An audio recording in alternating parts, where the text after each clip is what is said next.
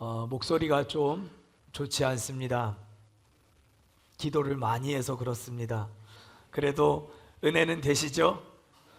목사의 목소리가 좀 이렇게 걸걸하고 허스키해야 우리가 또 은혜가 된다 아닙니까? 그치요? 오늘 읽은 본문의 말씀 여호수아서 8장 30절에서 35절까지 말씀을 중심으로 우리 예배는 조율입니다. 예배는 조율입니다 라고 하는 제목으로 여호수아의 삶에 대해서, 그의 예배에 대해서 함께 말씀을, 은혜를 나누도록 하겠습니다. 조율의 사전적인 의미는 악기의 음을 표준 음에 맞추어 고른다, 악기의 음을 표준 음에 맞추어 고른다 라고 하는 뜻을 가지고 있습니다. 세상 그 어떤 악기이든지 표준 음, 즉 스탠다드 사운드가 있는 것이죠. 그리고 모든 악기는 그 악기의 값어치와 크기와 모양과 전혀 상관없이 언제나 제대로 된 연주, 합주, 또 그 기능을 제대로 하기 위해서는 반드시 조율의 시간, 조율의 기회를 잘 살려야만 합니다. 조율의 때를 놓치면 연주다운 연주를 할 수 없고, 조율이 되어 있지 않은 악기로 합주를 시작하면 그 악기는 언제든지 불협화음을 만들어내어 합주를 망치게 되는 그런 지름길이 된다라고 하는 걸 우리가 알게 됩니다. 여러분들 연주회를 많이 가보셨겠지만 오케스트라 연주회 같은 데 가보면 마지막 순간까지 그 바이올리니스트, 비올라니스트, 클라리넷, 오보에 하시는 모든 분들이 마지막 연주가 시작되는, 본 게임이 시작되는 직전까지 그 모든 악기의 음을 튜닝하고 조율을 끝까지 마지막까지 해나가는 것들을 우리가 어렵지 않게 볼 수 있지 않습니까? 지금 제 손에 작은 물건이 하나 들려 있습니다. 여러분들 이게 잘 안 보이시겠죠? 이렇게 하나요? 이렇게 하나요? 유튜브 할 때 이렇게 하던데 이거는 여러분들 다 아실 만한 기타 연주에 꼭 필요한 조율기라고 하는 것입니다.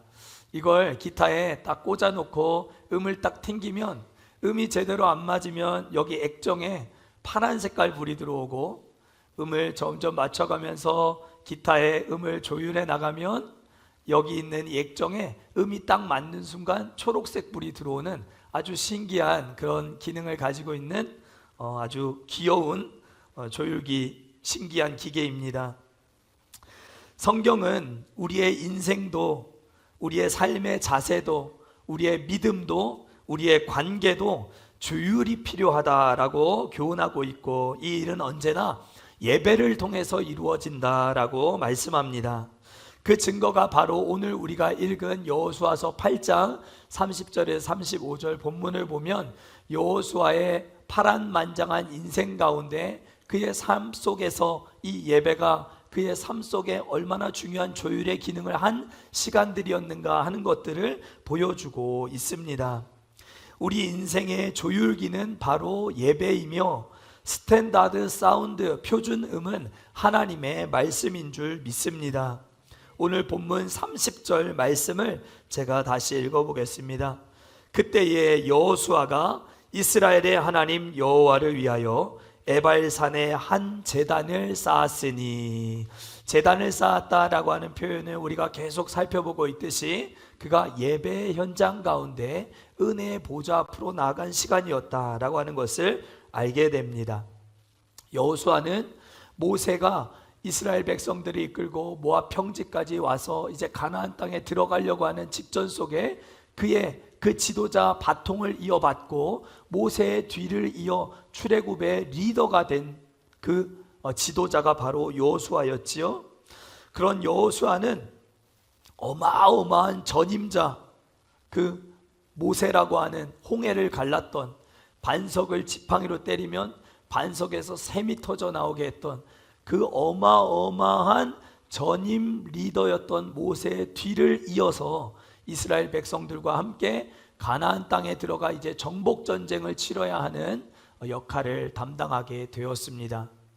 모세의 지팡이는 능력의 지팡이였고, 그가 하는 모든 것들은 하나님께서 직접적으로 도와주시는 그런 엄청난 일들을 많이 이루어냈기 때문에 그 뒤에서 그 일을 담당하여 출애굽의 리더가 된다는 것은 상당히 큰 부담을 안고 시작하는 일이었을 것입니다.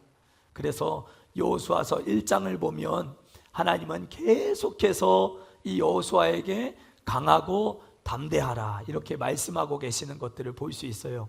그의 감정이 어떠했는가 하는 것을 알 수 있죠. 굉장히 두렵고 떨리고 모세와 같이 내가 이 백성들을 잘 이끌고 갈 수 있을까 하는 그런 염려가 많이 있었던 것이죠. 군사훈련을 제대로 한번 받아보지도 못했고 제대로 된 무기 하나 손에 든 적 없었던 이 출애굽 2세대 백성들과 함께 이제 가나안 땅에 들어가서 정복 전쟁을 치러야 하는 이 여호수아는 첫 번째 전투였던 여리고성 전투에서 큰 승리를 거두게 됩니다. 여리고성은 이중 성벽으로 되어 있었던 아주 철옹성과 같은 단단한 성이었습니다. 그 여리고성을 무력으로 넘어뜨리는 일은 이스라엘 백성들에게 있어서 굉장히 어려운 일이었습니다. 그래서 여호수아는 하나님께서 주신 작전대로 하루에 한 바퀴씩 여리고성을 백성들과 함께 말하지 않고 돌았습니다. 하루에 한 바퀴, 두 바퀴, 여섯째 날까지 한 바퀴씩 돌다가 일곱째 날 되었을 때는 그 여리고성을 7바퀴를 돌면서 함성을 크게 외쳤을 때에 이 여리고성이 와르르르 무너지게 되는 것들을 통해서 이 여호수아는 가나안 땅에서 이루어지는 이 정복 전쟁이라는 것은 내가 가지고 있는 군사력이나 내가 가지고 있는 힘이나 우리 군사의 숫자나 내가 가지고 있는 무기로 싸우는 전쟁이나 싸움이 아니고 하나님의 말씀 앞에서 내가 얼마나 순종할 수 있는가, 순종의 깊이, 순종의 정도에 따라서 싸움에 이길 수도 있고 질 수도 있는 일이다 라고 하는 것을 그는 깨닫게 되었습니다. 한마디로 말씀에 대한 순종이 승리를 가져온다 라고 하는 것을 첫 번째 전투였던 여리고성 전투에서 그가 깨달아 알게 되었던 것이죠. 이때만 해도 이 여호수아는 늘 이 하나님의 말씀을 주야로 묵상하여 그 가운데 기록한 대로 다 지켜 행하는 표준음인 하나님의 말씀과 자신의 인생이 이렇게 잘 조율이 되어 있었던, 조율되어서 정확한 음을 낼 수 있었던 상황이었다라고 하는 것을 알 수 있습니다. 그런데 여리고성 전투 이후에 두 번째 전투였던 아이성 전투에서는 여호수아가 좀 뭔가를 놓치게 됩니다. 하나님의 말씀에 대한 순종에 따라 승패가 좌우될 수 있는 전쟁이었음을 그가 알고 있었음에도 불구하고 여리고 성이 철옹성과 같은 엄청나게 견고한 성이었다면 아이성은 그에 비하면 너무 작고 여리고 성도 무너뜨린 우리에게는 아이성은 정말 아무것도 아닌 것처럼 보였던 거예요. 그래서 하나님께 그의 뜻을 묻기보다는 정탐꾼을 보내어서 아이성의 상황을 보고 견적을 딱 내보니까 이거는 3,000명의 군사만 보내면 얼마든지 이 아이성을 무너뜨릴 수 있다, 우리가 이길 수 있다라는 판단을 가지고 여호수아는 3,000명의 군사를 뽑아서 아이성 전투에 내보내게 된 것입니다. 충분히 무너뜨릴 수 있을 것이라고 생각했던 아이성 전투에서 여호수아와 그의 군대 3,000명의 많은 사람들은 크게 패배하게 됩니다. 하나님의 뜻을 묻지 않았고 표준음을 찾지 않았던 결과였습니다. 여리고성 전투를 시작하기 전에는 어떠했습니까? 앞서 말씀드린 대로 두렵고 떨리는 마음이 있었습니다. 주야로 하나님의 말씀이 무엇을 말하고 있는가 묵상하고 그 가운데 기록한 대로 행하려고 하는 열심이 있었습니다. 하나님의 주파수와 자신의 인생의 주파수를 딱 맞추어서 표준음이 되는, 기준음이 되는 스탠다드 사운드 하나님의 말씀과 자신의 인생을 순종으로 접목시켜서 조율하려고 하는 열심이 있었습니다. 그런데 두 번째 전투 아이성 전투를 앞두고서는 그의 모습 가운데 하나님께서 이미 이스라엘 백성들에게, 이스라엘 공동체에 진노하기를 시작했음에도 불구하고 하나님의 의중을 전혀 살펴보지 않는 그런 이 여호수아의 모습을 볼 수 있는 것입니다. 그가 왜 그렇게 할 수밖에 없었는가? 여호수아서 6장 27절은 그가 하나님의 뜻을 묻지 않고 조율의 때에도 불구하고 표준음을 찾지 않았던 이유에 대해서 다음과 같이 말씀하고 있습니다. 여호와께서 여호수아와 함께 하시니 여호수아의 소문이 그 온 땅에 퍼지니라. 아멘. 여리고성 전투에서 크게 이긴 여호수아의 이름이 온 가나안 땅에 삽시간에 일파만파 전파되게 된 것입니다. 여리고성을 무너뜨릴 수 있을 것이라고는 누구도 상상하지 못했는데 그저 말하지 않고 돌기만 했다는 것만으로 여리고성이 무너졌다는 소식은 가나안 땅에 있는 많은 사람들의 간담을 서늘하게 하는 아주 엄청난 사건이었습니다. 그러니 거기에 장군이었던 여호수아의 이름이 많은 사람들의 입방아에 오르락 내리락 할 수밖에 없는 것은 너무 당연한 이치였어요.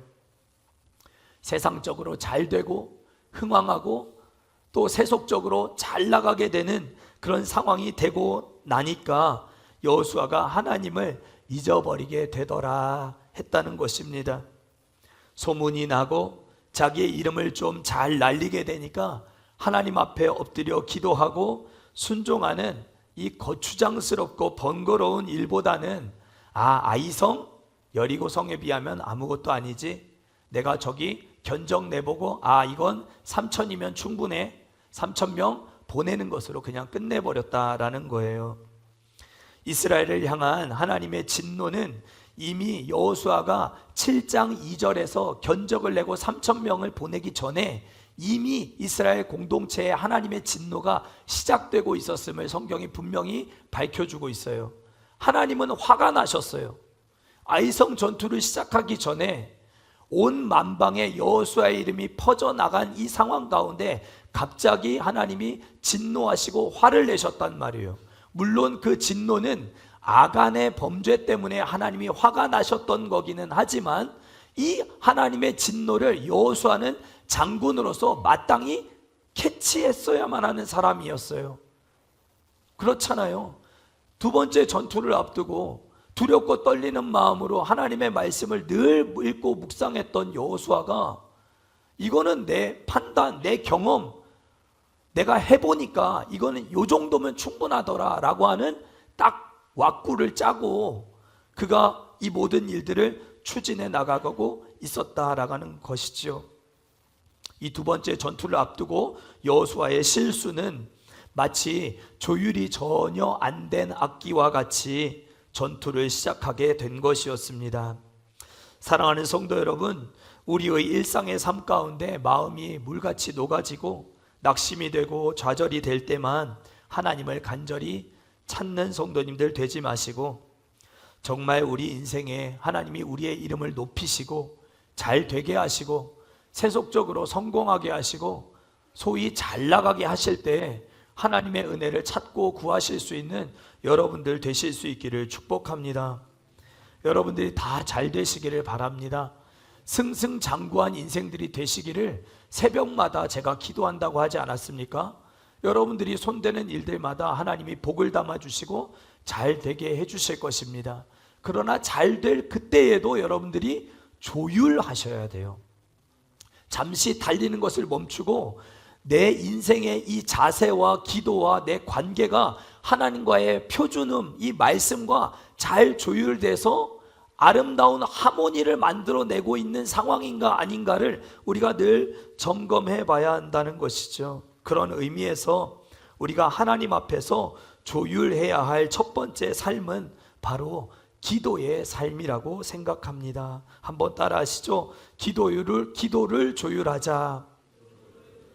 여러분들의 기도를 먼저 조율하실 수 있기를 바랍니다. 2011년 작고하신 소설가 박완서 선생님, 여러분들 다 잘 아실 것입니다. 살아생전에 한 말씀만 하소서라고 하는 책을 써서 25살 된 촉망받고 유능한 의사 아들을 사고로 잃어버리고 하나님 앞에 탄원하면서 자신의 어려운 마음을 가지고 하나님 앞에 넋두리하면서 썼던 수필도 소설도 아닌 그저 장편의 어떤 일기와 같은 형식을 갖고 있는 책이 한 말씀만 하소서라고 하는 책인데요, 거기에 보면 이런 내용이 기록되어 있어요. 하나님, 왜 내 아들을 데려가셨습니까? 한 말씀만 하소서. 하나님, 제 아무리 덕한 저주에도 애타는 질문에도 아무 대답을 하지 않으시니 진실한 기도는 반드시 들어주신다라고 하는 이 하나님의 말씀도 말짱 다 헛소리 아닙니까? 이런 식으로 하나님 앞에 탄원을 하면서 아들의 죽음 앞에 교만이 꺾이기는 했지만 교만 뒤에 온 것은 겸손이 아니라 내 영혼의 황폐함이었다라고 그는 고백합니다. 나의 교만을 꺾기 위한 것이었다면 하나님, 나를 취하셔야지 왜 사랑하는 아들을 취하십니까? 왜 죄 없는 아들을 데려가셨느냐고 항변하고 있는 모습, 따지고 있는 모습을 그 책에서 우리가 볼 수 있습니다. 시간이 한참 흐른 후에 이 박완서 선생님은 어느 젊은 수녀가 문제아인 자신의 동생에 관한 이야기를 이렇게 이야기하는 가운데 왜 내 동생은 저렇게 살 수밖에 없나 생각을 했다가 왜 내 동생이라고 저러면 안 되나? 왜 내 동생이라고 저러면 안 되나? 라는 생각을 하게 되었다는 이야기를 박완서 선생님에게 해주었다는 이야기 때문에 그 선생님은 그 이야기를 듣고 이런 생각을 하게 되었다는 거예요. 왜 내 아들이라고 해서 데려가지 말라는 법이 어디 있나? 생각의 전환을 이루면서 하나님의 뜻과 자신의 뜻을 조율해가는 과정을 그 책에서 보여주고 있습니다. 진실한 기도는 반드시 들어주신다는 소리도 말짱 헛소리라고 말할 정도였으니 박완서 선생님의 고통은 얼마나 컸겠습니까? 우리도 때로는 박 선생님과 같은 넋두리와 푸념을 하면서 살아갈 그런 인생의 때를, 인생의 겨울을 맞이할 때가 있지 않습니까? 기도 다 해봤어요. 새벽 기도도 열심히 한다고 해봤어요.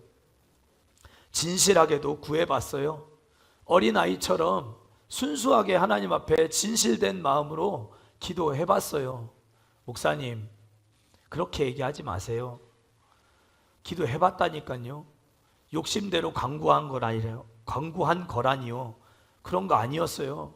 순전한 마음으로 기도했거든요. 진실한 기도였거든요. 기도가 부족했다고요? 계속 기도하지 않았던 것이 문제였다고요? 그렇게 여러분들 항변하고 싶은 마음들 다 있으시잖아요. 목사님 또 공갈치는 이야기 아니냐고 따지고 싶은 순간도 여러분들이 살다 보면 다 만나게 되신다, 그렇게 생각합니다.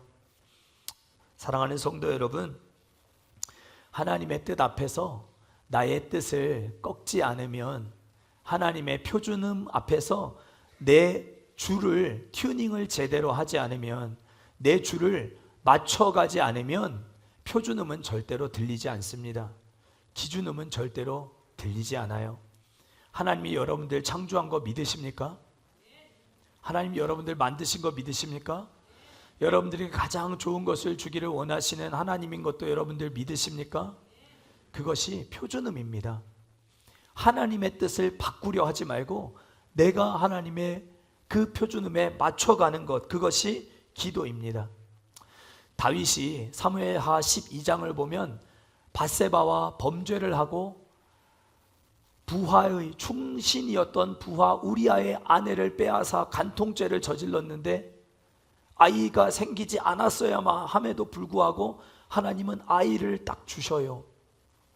너무나도 예쁜 아이였어요. 너무너무 사랑스러운 아이였어요. 그런데 하나님이 그 아이를 치시는 거예요. 그리고 심한 중병에 앓다 시름시름 앓기 시작합니다. 다윗은 너무나도 사랑스럽고 예쁜 아이, 내게 주신 이 선물과 같은 아이 때문에 그 날로부터 금식하고 하나님 앞에 밤이 새도록 성전에 나아가 기도하는 것을 멈추지 않았어요. 밤이 새도록 기도했다. 며칠 동안, 무려 7일 동안 식음을 전폐하고 아이의 생명을 놓고 기도했다는 거예요. 그런데 결국 시름시름 앓던 이 아이가 7일이 지나고 하나님이 회복시켜 주지 않으시고 그의 생명을 거두어 가세요.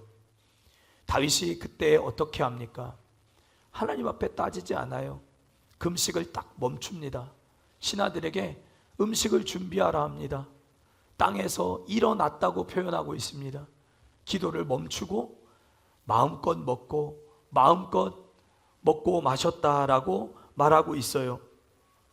그 아이가 떠나가는 것이 하나님이 원하시는 일이었다, 하나님의 뜻이었다라고 하는 것을 깨닫게 된 것이죠. 그리고 자신의 뜻을, 자신의 의지를 하나님 앞에 목이 놓아 밤이 새도록 간구했던 그의 기도를, 그의 의지를, 그의 뜻을 하나님의 뜻 앞에 꺾어버린 것입니다. 그것이 다윗의 기도였습니다. 다윗이 성전을 짓고 싶었습니다. 성전을 짓기 위해서는 저기 백향목, 어디죠? 두로 시돈에 있는 백향목을 가져다가, 레바논의 백향목을 가져다가 정말 성전을 아름답고 견고하게 세우기를 원했어요.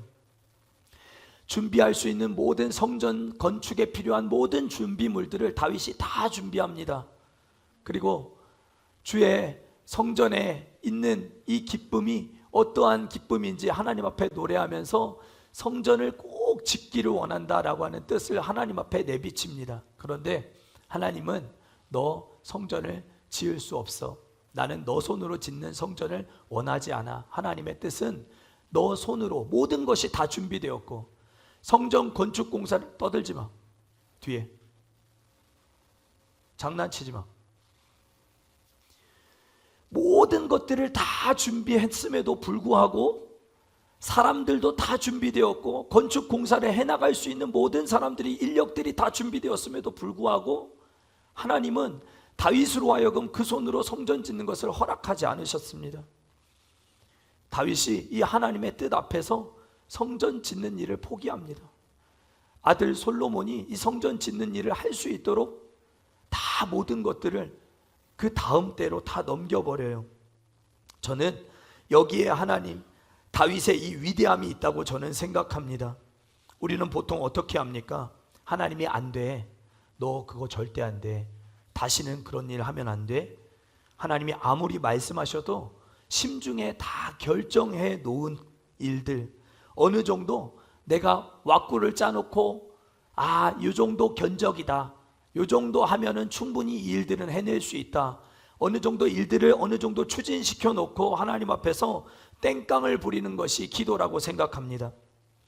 자기 뜻을 꺾는 법을 모른 채 그저 기도만 하는 거예요. 내 마음은 이미 중립기어가 아니라 많이 기울어졌어요. 하나님의 뜻과 반대되는 방향으로 이미 너무 많이 기울어진 상태에서 다 결정해 놓고, 다 포섭해 놓고, 다 할 수 있도록 준비시켜 놓고, 하나님 지지만 좀 해주세요, 하나님 도와만 좀 해주세요, 그렇게 기도하는 것이죠. 그건 조율이 아니라 통보입니다. 통보. 우리가 가진 기도의 삶이 조율에 가깝습니까? 통보에 가깝습니까?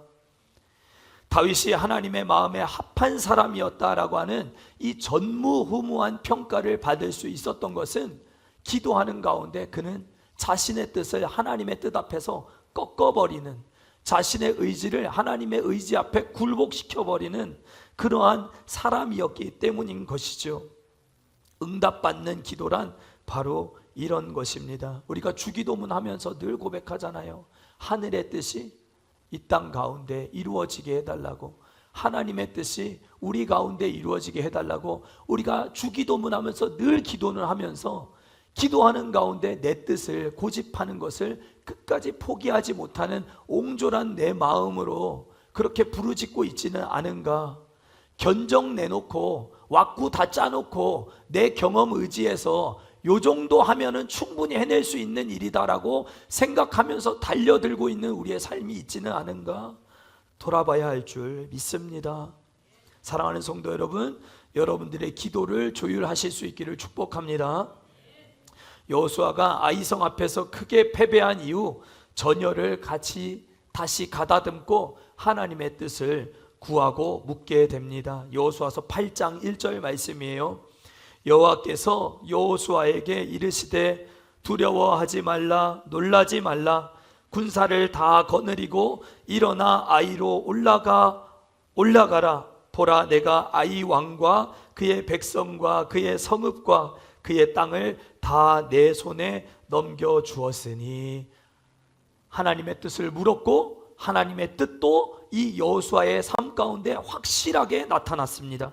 올라가라는 거예요. 아이로 올라가라. 첫 번째 여리고성 전투에서는 여호수아의 태도, 첫 번째 이 아이성 전투에서 패배했던 이 전투에서 여호수아의 태도가 어떠하였는가? 3,000명이면 충분하다 해서 백성들만 보내고 지시만 내리고 알아서 해보라는 식이었습니다. 아주 거만한 자세였어요. 자기 이름이 온 이스라엘에 일파만파 다 전파된 상황이었기 때문에 말 한마디면 충분히 할 수 있다라고 생각했던 것이죠. 그런데 두 번째 전투에서는 완전히 달라진 모습을 보여줍니다. 두 번째 전투에서는 그가 군사들과 함께 먹고 자면서 군사들 앞에서 이 군대를 진두지휘하는 모습을 보여주고 있습니다. 그것이 하나님이 원하시는 표준음이다, 기준음이다 라고 하는 걸 알게 된 것이죠. 우리 성경을 한번 찾아 읽어보겠습니다. 여호수아서 8장 9절 10절 2절 말씀입니다. 9절 10절 우리 함께 읽도록 하겠습니다. 시작.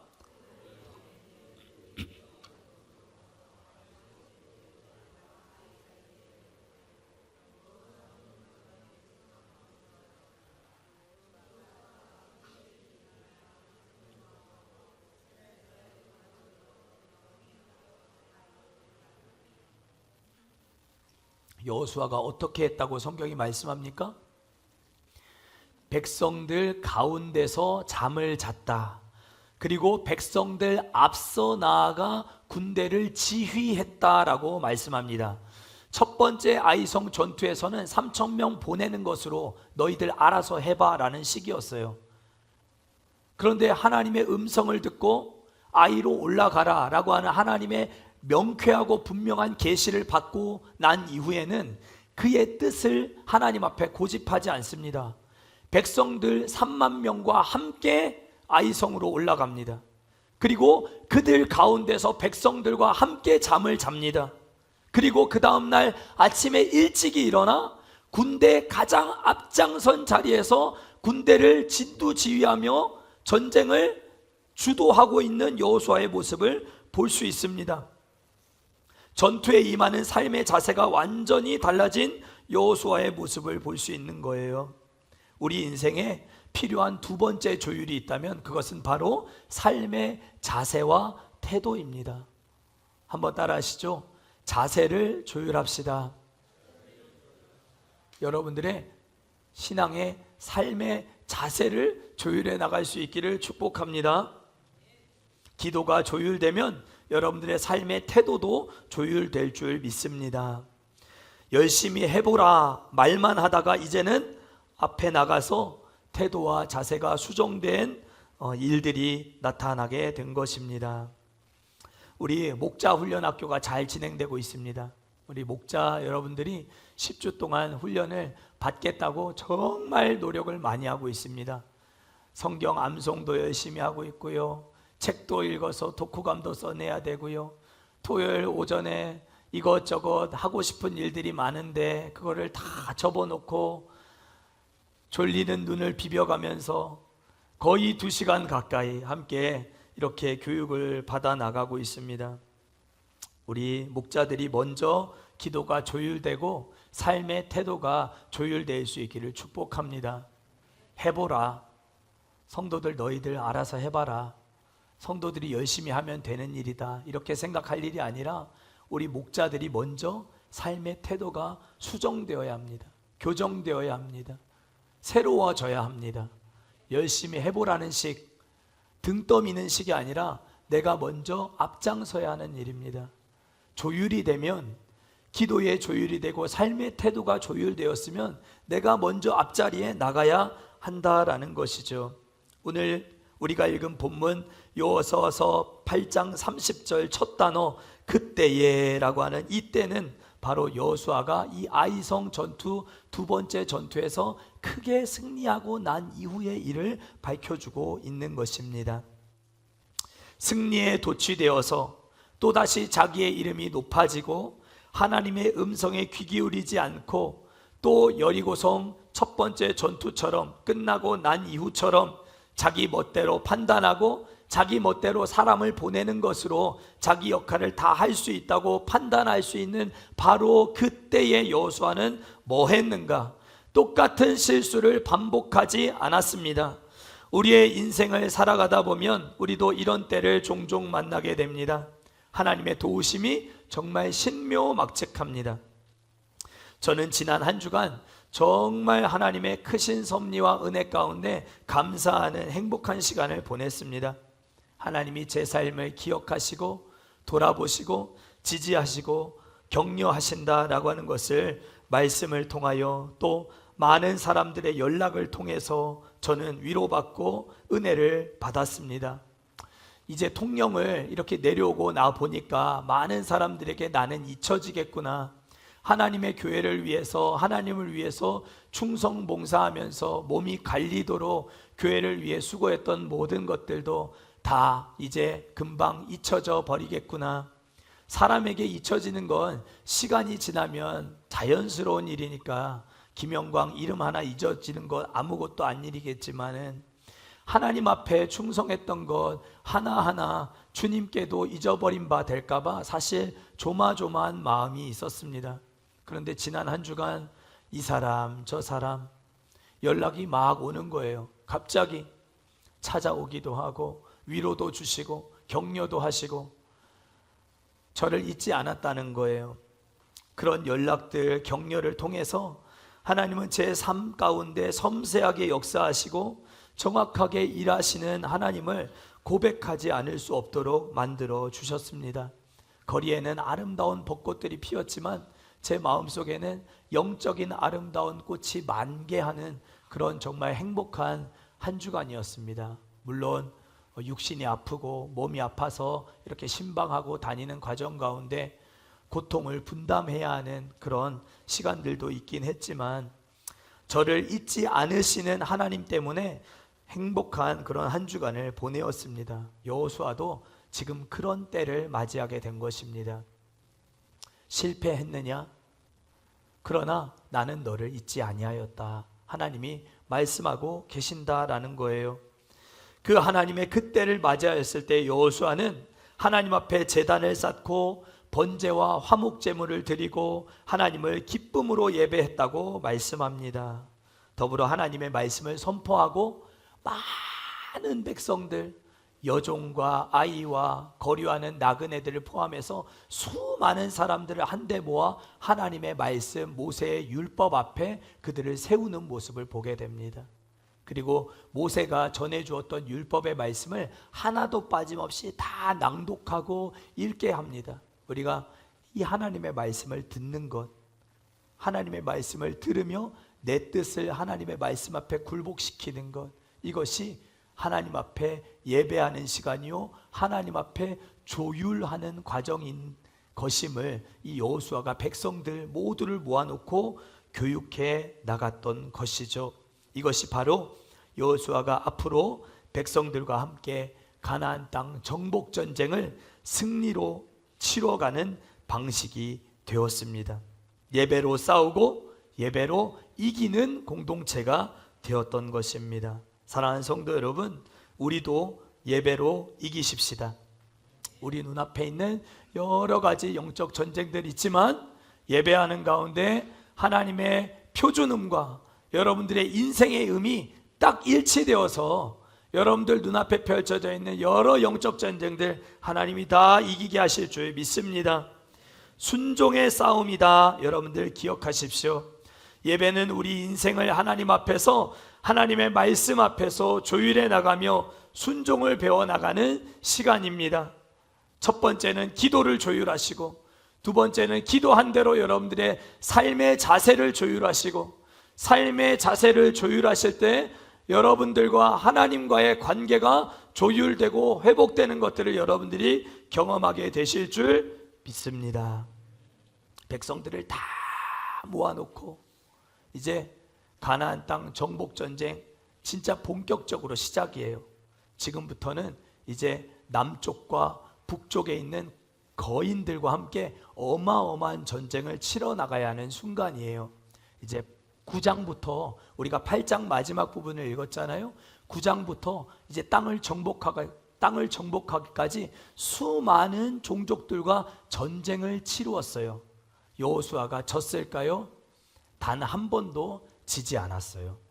하나님의 말씀과 예배를 통하여 기도가, 그의 삶의 자세가, 하나님과의 관계가 조율되고 하나가 되다 보니까 이건 순종의 싸움이다 라고 하는 것을 알게 된 거예요. 앞으로 벌어지는 모든 가나안 땅 정복 전쟁을 단 한 번도 패배하지 않고 끝까지 그는 이기며 나아가는 장면들을 우리가 보게 됩니다. 얼마 전 듣고 알게 된 찬양 중에 나는 바이올린이라고 하는 찬양이 있습니다.